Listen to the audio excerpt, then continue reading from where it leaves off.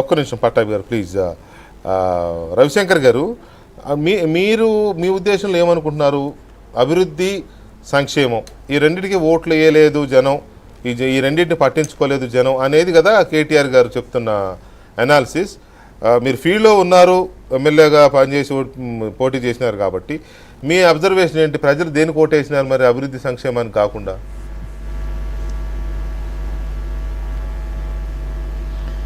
అభివృద్ధికి సంక్షేమానికి ఓటు వేసినారు. ఉదాహరణకి మీకు హైదరాబాద్లో సింగిల్ సీట్ కూడా ఎవరికి రాలే. అవును, 100% బీఆర్ఎస్కి ఓట్లు వచ్చినాయి. గ్రామీణ ప్రాంతాలలో ఉన్నటువంటి ప్రజలు ఈ అబద్ధాల హామీలు ఏవైతే ఉన్నాయో, అంటే 4,000 వచ్చేస్తాయి కదా పెన్షన్, 2 లక్షలు రుణమాఫీ అయిపోతే 9వ తారీఖు జర్రా ఇప్పటికీ ఇది అయిపోగానే వచ్చేస్తుంది అని, రైతు బంధు 15,000 తీసేసుకోండి ఇక అని ఇట్లా చెప్పగానే కొంత రూరల్ ఏరియా వాళ్ళు అది కూడా ఎంత అండి, 1.8%. అవును, ప్రజలు చాలా గొప్ప వాళ్ళండి. ఒక్కసారి ఎన్నికలలో ఓడిపోతుంటాం, గెలుస్తుంటాం, అది వేరే విషయం. ఇలా ప్రజలు అనేవాళ్ళు గొప్ప తీర్పులు ఇస్తుంటారు, గొప్ప తీర్పులు ఇస్తుంటారు. మహామహాన్ బావులే మరి చాలా ఎన్నికలలో కూడా ఓడిపోయిన ప్రభుత్వాలు కూడా కోల్పోయినాయి. అట్లా అది ప్రజలను మనం ఎప్పుడు కూడా అనడానికి, ప్రజలు 100% బ్రహ్మాండమైనటువంటి తీర్పు ఇచ్చారు, బ్రహ్మాండ తీర్పు ఇస్తారు. ఇవాళ అభివృద్ధి సంక్షేమానికి పట్టం కట్టిండ్రు, పట్టం కడుతూనే ఉంటారు 100%.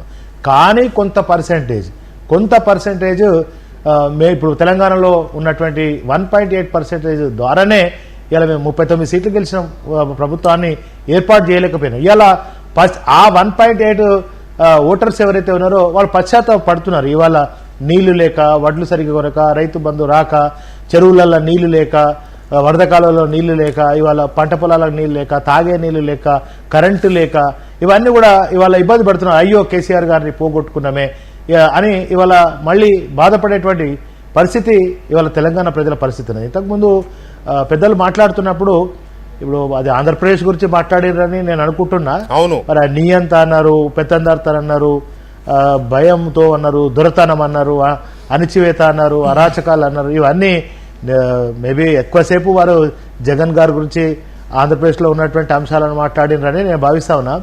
ఎక్కడ కూడా కేసీఆర్ గారు 10 ఏళ్లలో, నేను ఒక దళిత మాదిగ బిడ్డను, డైరెక్ట్ వారి ఇంట్లో పోయి నేను 15-20 సార్లు వారి డైనింగ్ టేబుల్ మీద అన్నం తినను.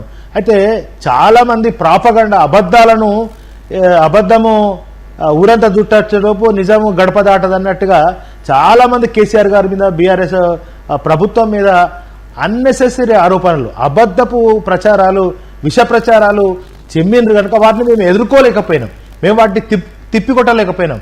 మా పార్టీలో కూడా, మా ప్రభుత్వంలో కూడా చిన్న చిన్న పొరపాట్లు జరిగినాయి. మా పార్టీలో కూడా పొరపాట్లు జరిగినాయి. నేను పొరపాట్లు జరగలేదు అని చెప్పట్లేదు. నేను మా పార్టీలో కూడా కొన్ని పొరపాట్లు, చిన్న పొరపాట్లు జరిగినాయి. వాటిని సరి చేసుకుంటాము రాను రోజులలో. మరి నేను చొప్పదండి ఎమ్మెల్యేగా, మాజీ ఎమ్మెల్యేగా అసెంబ్లీ సమావేశాలు ఉంటే తప్ప నేను హైదరాబాద్ కు రాలేదు. అసెంబ్లీ సమావేశాలు ఉంటే తప్ప హైదరాబాద్ లో నాకు ఇల్లు కూడా లేదు. నిత్యం ప్రజలతో ఉన్నాను. ఎందుకు చెప్తున్నా అంటే అక్కడ కొన్ని సందర్భాలు, ఇప్పుడు మా కాన్స్టిట్యుయెన్సీ ఉంది, ఒక అవకాశం ఇవ్వండి, నేను చచ్చిపోతా, ఆత్మహత్య చేసుకుంటా అని ఏడవడం, కాళ్ళ మీద పడడం మా కాన్స్టిట్యుయెన్సీలో జరిగిన సత్యాన్ని చెప్తున్నా మీకు.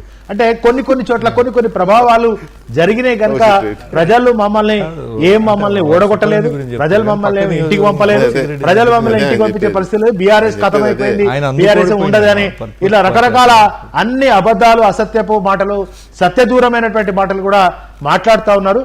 ప్రజలు 100% అభివృద్ధికి, సంక్షేమానికి పట్టం కట్టారు. భవిష్యత్తులో కూడా మరి మా అంటే ఒకటి ఏంటంటే అభివృద్ధి సంక్షేమం మాత్రమే కాదు, అవతల వాళ్ళ మోసపూరిత మేనిఫెస్టోలకు ప్రజలు పడిపోయారని మీరు చెప్పే మాట.